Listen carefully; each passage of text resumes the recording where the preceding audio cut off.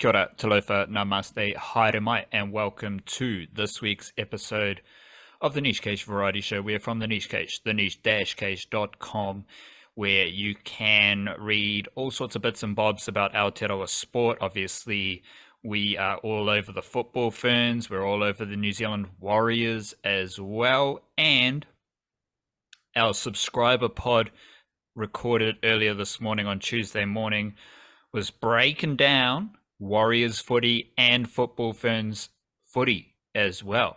These two teams are the biggest bandwagon teams in Aotearoa right now, and we've got lots of little information and details on how the Warriors play and how the Football Ferns play as well we just like learning about it. We like talking about it, and hopefully folks listening to the subscriber podcast catch some value out of it as well, and they can spin their own yarns. Otherwise, you'll probably be able to read about those two things as well on our website, the niche-cage.com. That subscriber podcast goes out to the Patreon whānau and anyone who has a paid Substack subscription. Those are the best ways to support the Niche Cage directly as far as donations and generosity goes. You don't have to. You can just check out the website. You can subscribe on YouTube is a big thing right now, as well as following us on Twitter, Instagram. Check us out on Facebook. You can go to the website every day as well.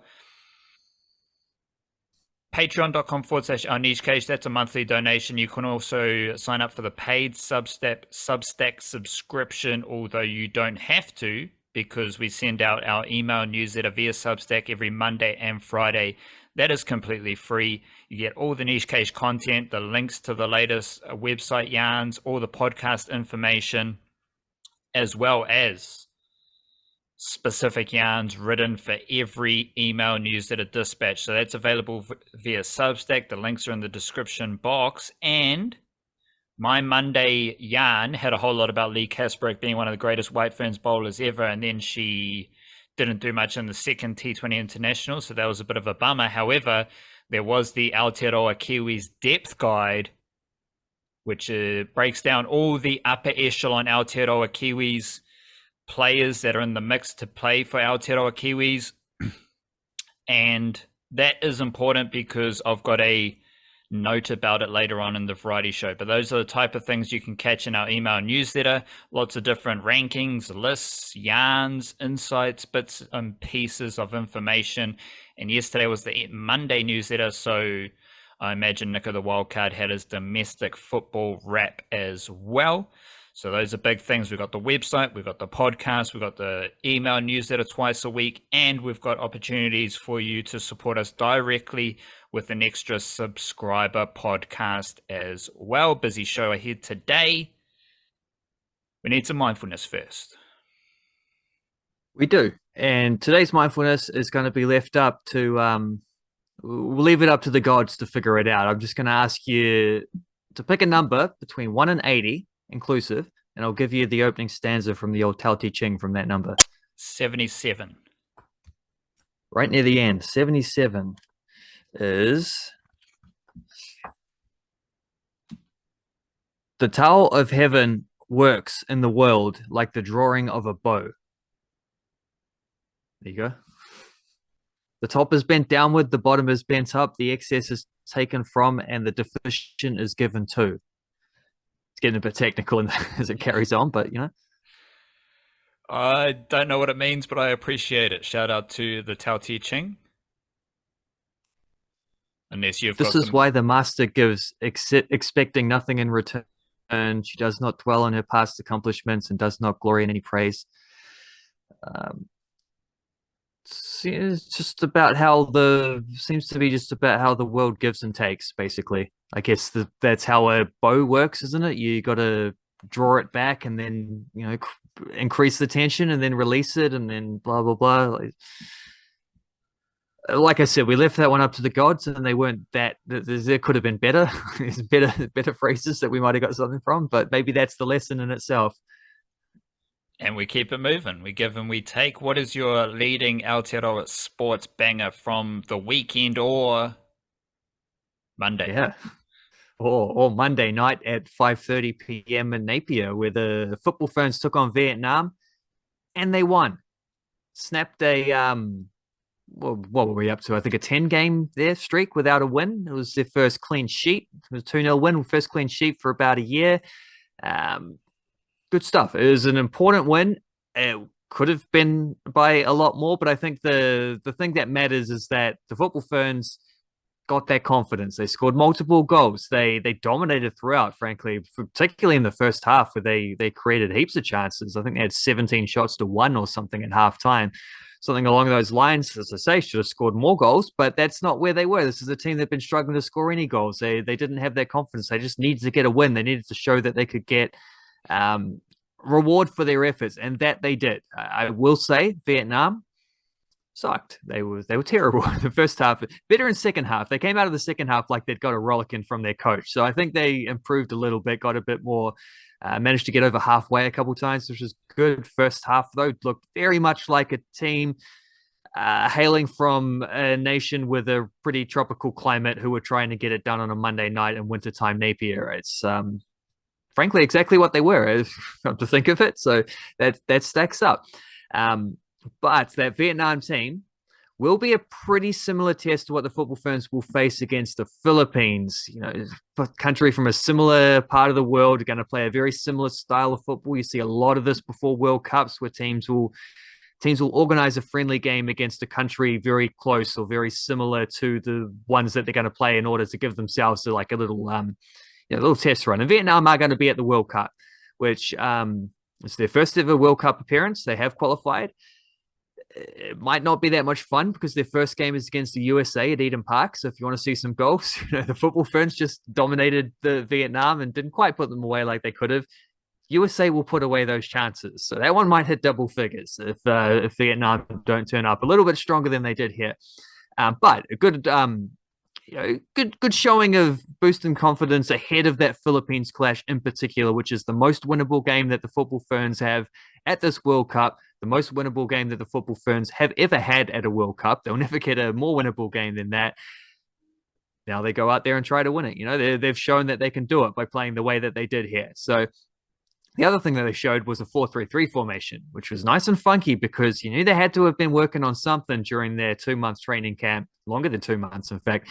And yeah, here we go. Klimkova actually started with a 4-3-3 shape in her first couple tours in charge of the Ferns, and then kind of went away with that to what was mostly been a 4-4-2, although she did trial a back five at one point against Portugal. But that game, frankly, I thought that was worth sticking with. I thought that formation actually worked quite nicely and getting an extra midfielder in there in particular.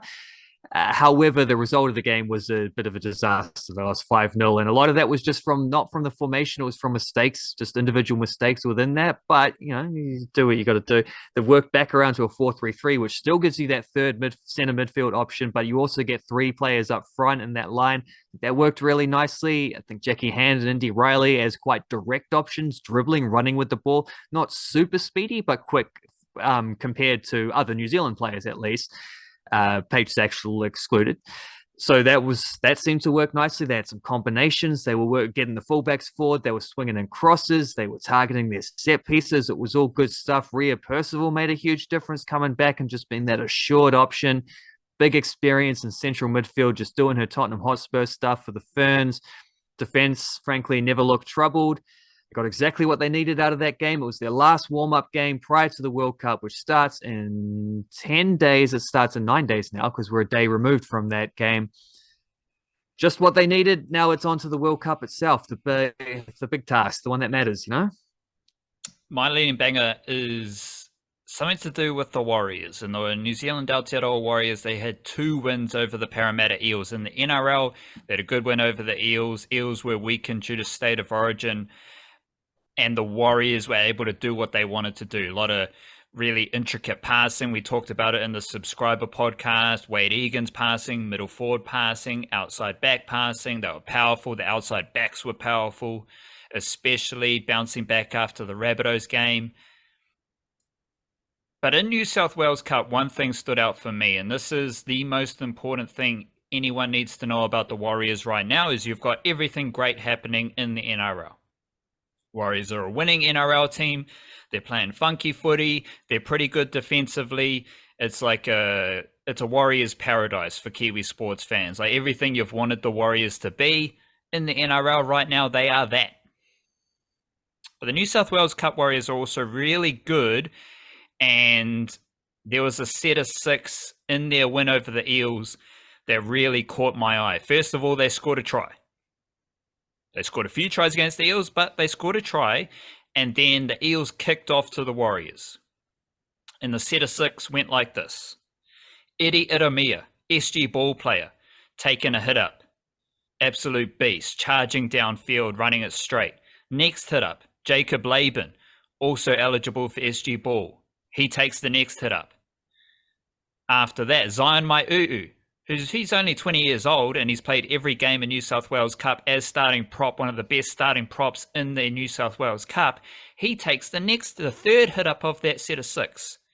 They get over to the left side of the field where, I'm assuming this is still correct, 17-year-old Leka Halasima is playing 80 minutes at edge forward. He takes the next hit up and he pokes his nose through the defensive line like he does on every single run because he's one of the best young forwards in the New South Wales Cup. He's usually the youngest player on the field of any New South Wales Cup game for the Warriors. After Halasima plays the ball, quick play the ball, Keilani going bursts onto the ball, he makes a line break and he sets up a try for Tain Tuaupiki. So in the New South Wales Cup Warriors, with 3 SG ball forwards and a 20-year-old Zion Mai'uu, they went from kickoff to halfway, quick play the ball, try. That is the most important thing Kiwi sports fans and Warriors fans need to know about the Warriors right now. They have a lot of young talent, and that young talent is top-notch. And there's a crystal clear example of that talent on display in the New South Wales Cup team with 4 incredible hit-ups leading directly to a try, 3 of which came from SG ball players. Exceptional. Fantastic. And we haven't even guys like Ali Leotawa isn't playing, Dimitrik Sifakula isn't playing, so the only thing that would have made that set of 6 better is if Sifakula takes the last hit up and you get a full set of 5 hit ups, then Keilani makes the line break and Tain Tuaupiki scores the try. Instead, the young forwards were so good, they only needed 4 hit ups to get it done. All good, baby. Your next one. Well, I talked about Football Ferns present. Now I talk about Football Ferns future. And along a similar line to what you're just saying there, actually, about Warriors sort of youth depth pushing through, because there has been an under-19s women's football Oceania Championships. This is qualifying to get to the under-20 World Cup, which has been held next year. And yeah, the Kiwi under-19s did it nice and easily, beat Fiji 7-0 in the final. Fiji were the hosts. They'd beaten them 3-0 in the opening game of the tournament. Didn't look that flash. The goals were all coming about from set pieces and goalkeeping errors and stuff, and they weren't at their best. They were pretty good ever after that. The first game out of the way, the goals started flowing. Over the course of the 5 games that they played in this tournament, they scored 45 goals. They conceded 0. That was highlighted by a 19-0 win in the quarterfinals against the Solomon Islands. This does qualify them for the Under-20 World Cup next year.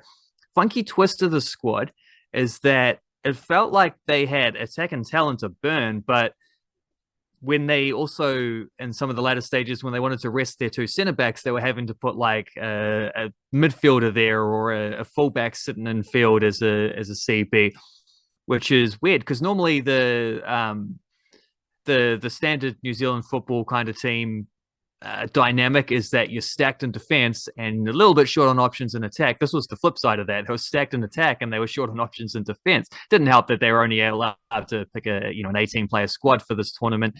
And Leon Burney, the coach, wanted to rotate fairly steadily throughout, which is understandable because of the conditions and whatnot. Lots of games, short space of time. Helena Errington won the Golden Ball, player of the tournament.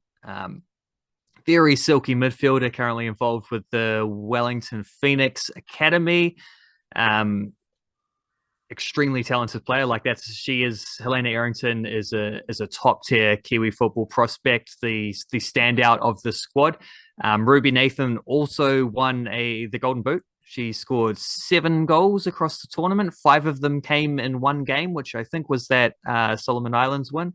Scored 5 in one game. She scored 2 in the final as well. So that's how you win a golden boot right there. Ruby Nathan had a really strong National League campaign with Auckland United last year, where she, particularly after she started off, because she was one of the only 2 players who played at both the Under-20 World Cup and the Under-17 World Cup last year. She didn't play that much in the 20s. She was only a couple minutes off the bench, very much a depth player, but she was in both of those squads along with Millie Clegg.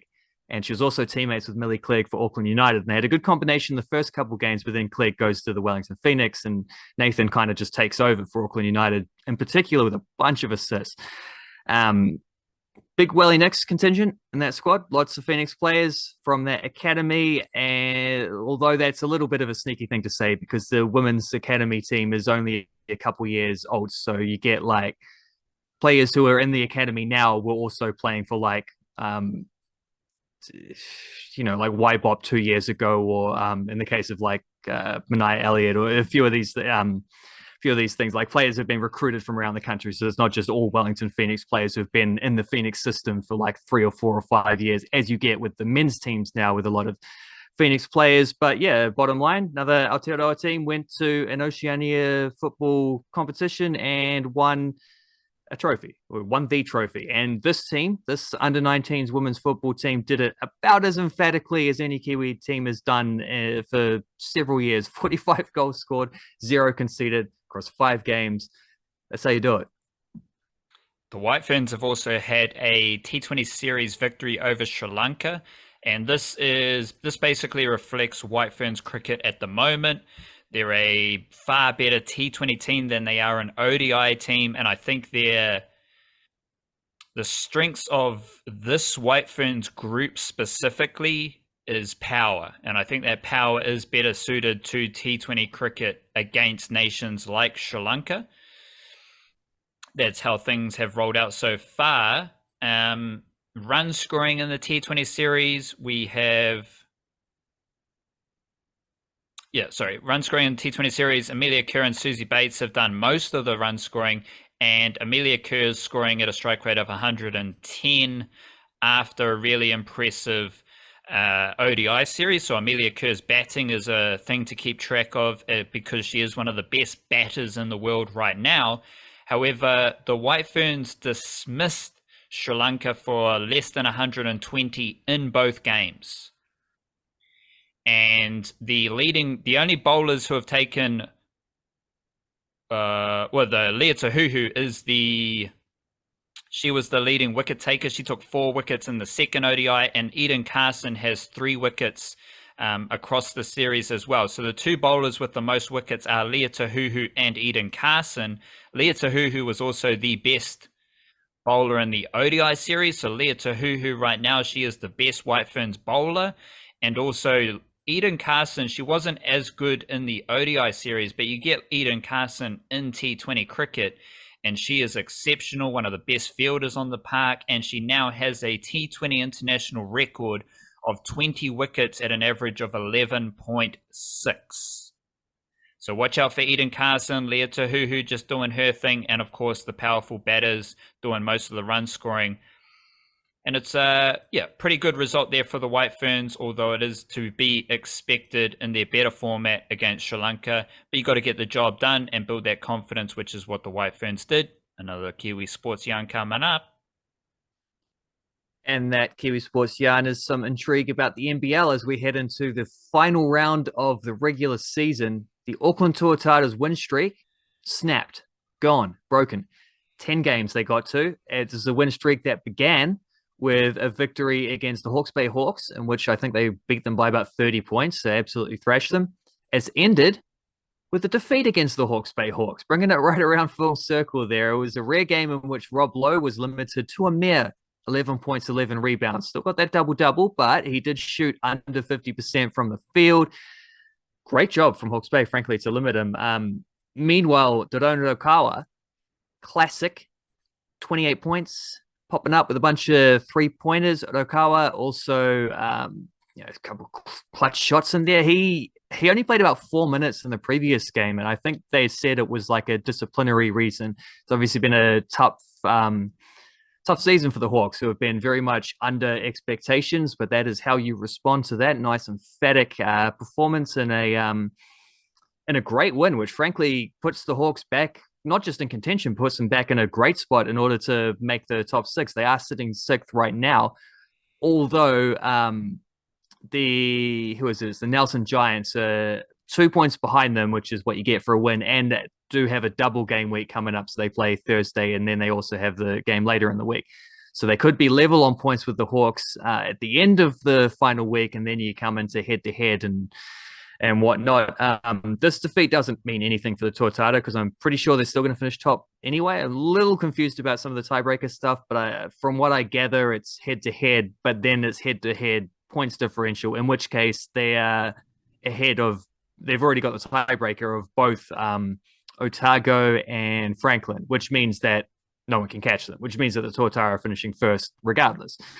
Good for them, but that means crazy times with Otago and Franklin scrapping for that second place, because big difference between being second and third. That's a first round bye or not.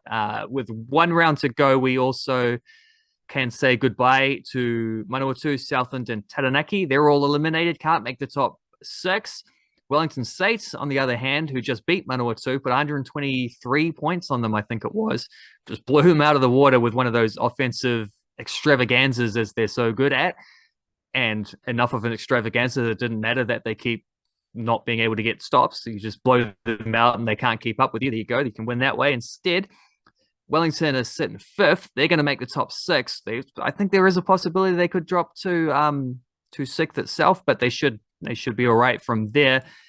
So yeah, the final round is very much, it's Otago and Franklin for second seed. It is Nelson and Hawke's Bay for the final playoff spot. Funky times, definitely. And also remember that the Tauihi League, the women's competition, that tips off on Wednesday. And we've obviously just had the tall Ferns at the Asia Cup. Had that. They did fantastically there.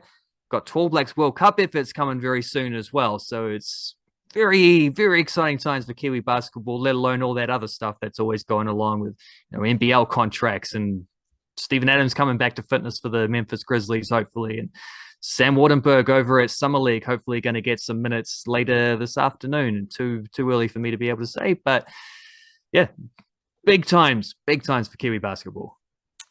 There was also a couple Kiwis in action in the UFC. Dan Hooker had a victory over Jalen Turner, and this basically keeps Dan Hooker in the upper echelon of, I think it says the lightweight division.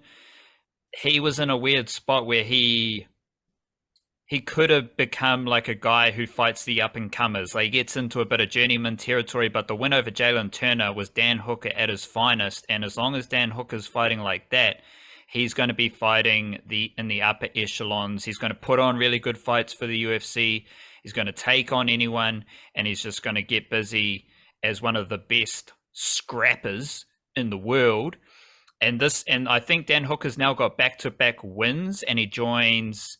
Kaikara France is coming off a loss, whereas Adesanya and Carlos Ulberg, they're coming off wins. So Dan Hooker slides into that Adesanya and Carlos Ulberg territory. Interesting to see how Kaikara France bounces back.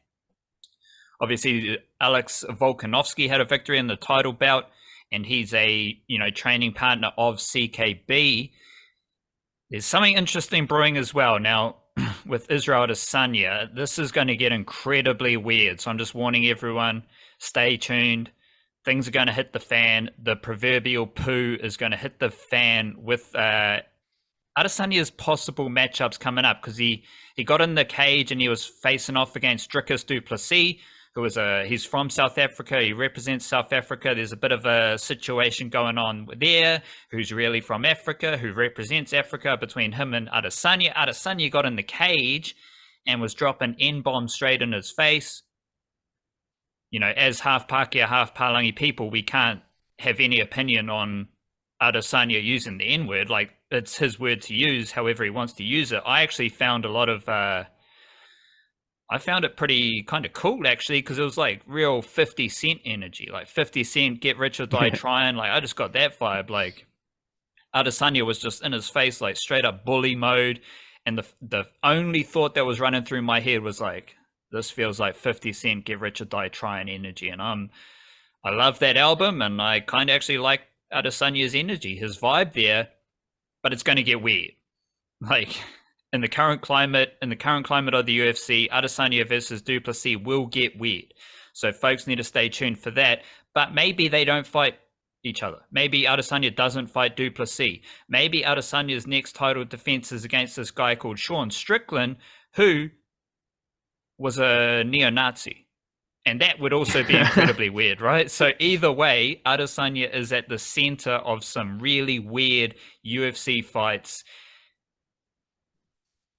It's weird, but it's going to be some of the biggest stuff in the fighting world over the next 6 months. So stay tuned for, like, who knows how it's going to go down, but Adesanya, the African Kiwi, and that's the beautiful thing about Aotearoa. We've got, we've got the half Pākehā, half Palangis. We've got the Usos, we've got the Dokos, the Kiwi Samoans, the Kiwi Indians, the Kiwi Africans. It's a melting pot nation. Adesanya represents that, and he's going to be in a really weird position, but he is at the center of the UFC's biggest fights right now. Move us along. Well, how about a dip in with one of those Kiwi Indians that you just mentioned, with Sarpreet Singh having got a permanent move to Hansa Rostock.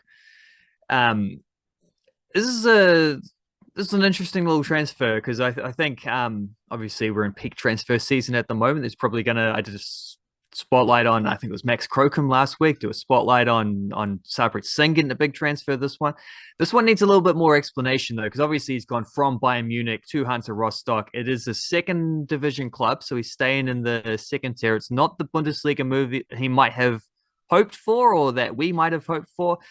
The Bayern days are over, but like, that's fine. The Bayern days were already over. Like, realistically speaking, that was done. Like, there's just too many coaching changes at Bayern over the last couple of years for him to really get a look in, and his loans mostly didn't work out, apart from the first 6 months at SSV Jan Regensburg, where he was fantastic. Apart from that, it's injuries and it's not getting selected and it's bad form, and mostly from his team rather than himself last season. But still, there was the point where he didn't get registered properly, so he couldn't play until the next transfer window. He's had some very, very bad luck on his loan deals. And I think that's a big part of this that'll come back around to as well. So there was a proposed move to Werder Bremen last year. Was almost done, like signed, sealed, unfortunately not delivered because he failed the medical because of his ongoing kind of, I think it's a pelvic inflammation or whatever you call it. It's something or other. It has a name that I keep almost remembering and not quite. But he was out injured for a long time. He'd been injured since about February. This would have been in about, a year ago. So June, July last year. Missed out on that transfer. Was hopes that maybe he'd be able to get another transfer to a similar kind of Bundesliga club, if not to Werder Bremen themselves, coming back around to him and saying, okay, you got back fit. We'll get you this time. Instead, that hasn't happened. But maybe this is a bit better in terms of Sarpreet Singh's overall career direction, because if you go to a first division club, you've got to compete for places. You're stepping up to a higher level. You've already got to do more than what you've been doing in order to get going. And I think what Sarpreet Singh kind of needs right now is a little bit more stability and a little bit more direction in his career.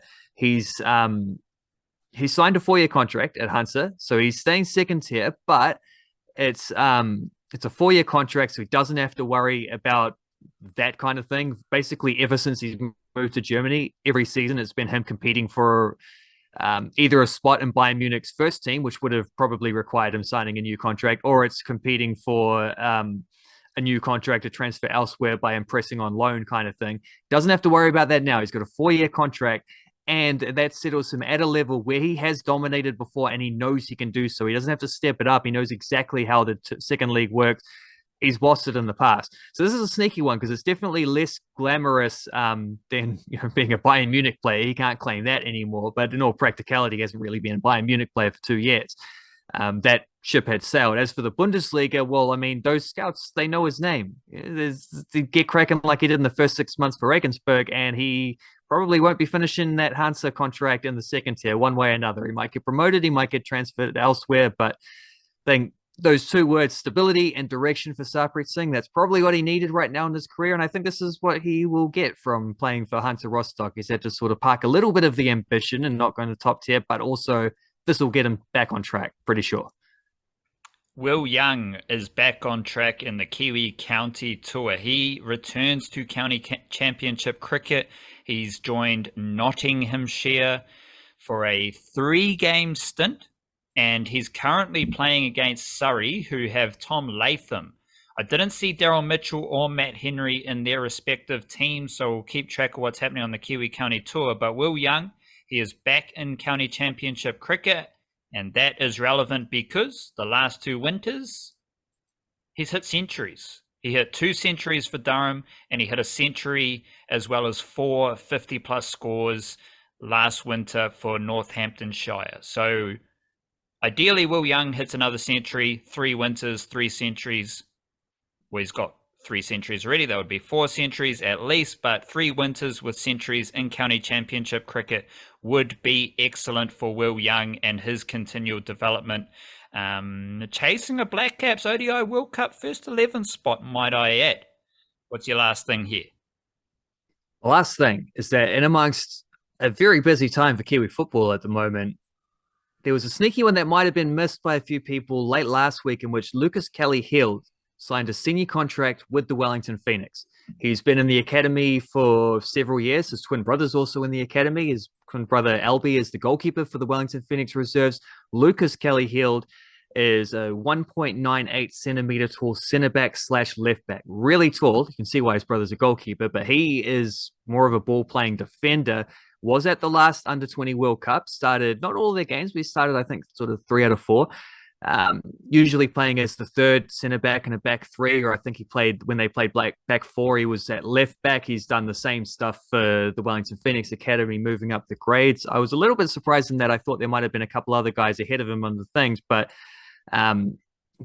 that's where we come around to the real crux of this move, which is less about Kelly-Hield as a prospect and more about the theme of what we're going to get from Giancarlo Cifi Italiano as the Wellington Phoenix manager. Because they've given Kelly-Hield a 4-year deal. That is the longest contract the Phoenix has ever given to a player. He's 18 years old, so it is definitely about more about like the potential of where he'll be at the end of that contract than where he is now.